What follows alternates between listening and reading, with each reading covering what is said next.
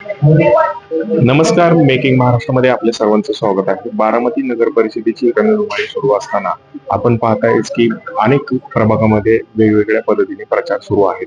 आज देखील बारामतीमध्ये आमराई परिसर प्रभाग क्रमांक 14 हा खूपच हायलाइट झालेला आहे आणि या ठिकाणी बलाढ्य असे राष्ट्रवादी काँग्रेसचे उमेदवार देखील अजित पवारांनी टाकलेले आहेत. परंतु याच पटीत बहुजन समाज पार्टीचे संघमित्रा चौधरी ह्या महिला उमेदवार प्रभाग क्रमांक 14 मध्ये उमेदवार म्हणून आहेत आणि आपण आज त्यांच्याकडून जाणून घेणार आहोत की प्रभाग क्रमांक 14 मध्ये अशी काय परिस्थिती आहे की त्यासाठी आपण बहुजन समाज पार्टीच्या उमेदवार म्हणून प्रभाग क्रमांक 14 मध्ये नगरसेवक पदासाठी उभे राहिलेले.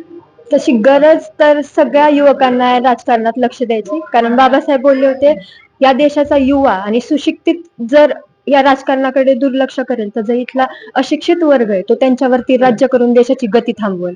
त्यामुळे मला वाटतं की युवकांनी स्पेशली राजकारणात लक्ष दिलं पाहिजे, कारण की ते त्यांचं फ्युचर डिसाईड करतं.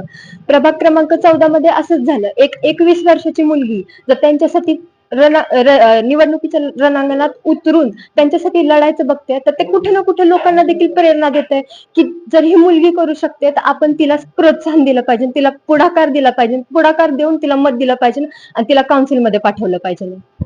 राष्ट्रवादी काँग्रेस पक्षाकडून जी उमेदवार दिलेली आहे महिला, त्यांच्या घरात आधी देखील उमेदवारी दिलेली होती. त्यावेळेस काही या प्रभागातला विकास झाला नाही का, काय वाटतं? प्रभागातला विकास जर तुम्ही बघायचा म्हणाल तर प्रभाग क्रमांक 14 मध्ये जी रोड साईड आहे तिथं बघा तुम्ही, तिथं इतकी विकट परिस्थिती आहे की तिथे तुम्हाला चालता देखील येत नाही. तिथं तुम्हाला थोडा वेळ थांबला ना की तुम्हाला सफोकेशन होतं. इतकी जवळ घर आहे, इतका कमी रस्ता आहे तिथं जर कोणाचा मृत्यू झाला तर तिथं ते पार्थिव शरीर ठेवायला जागा नाहीये. तिथं त्यांना सरळ ते रोडवरती नेऊन ठेवावं लागतं. म्हणजे कुठे ना कुठे जे बाकी पार्टीज बोलतात की संविधान बचाव, आम्ही म्हणतोय आम्ही संविधान वाचवायची नाही, ते अंमलात आणायची गरज आहे. संविधान म्हणतंय प्रत्येक व्यक्तीला, आर्टिकल 21 म्हणतंय की every person has right to life with dignity.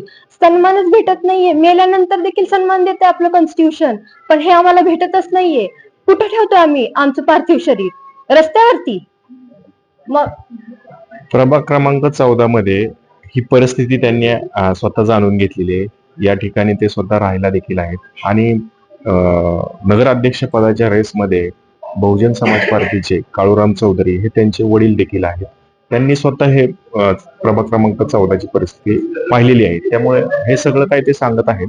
तर तुर्तास आपण एवढंच सांगतोय की प्रभाग क्रमांक 14 मधली जी परिस्थिती पाहताय, ज्या महिला उमेदवार आहेत त्या परिस्थिती पाहूनच कामं करत आहेत आणि राष्ट्रवादी काँग्रेसची महिला उमेदवार हे पहिली देखील त्यांच्या घरात उमेदवारी दिली होती, परंतु काम न झाल्याचा नागरिकांचं देखील आणि मतदारांचं देखील म्हणणं आहे. आपल्यासोबत संघमित्रा चौधरी बहुजन समाज पार्टीचे आपली प्रतिक्रिया सांगत होते. कॅमेरामॅन निलेश निकम, चेतन शिंदे, बारामती.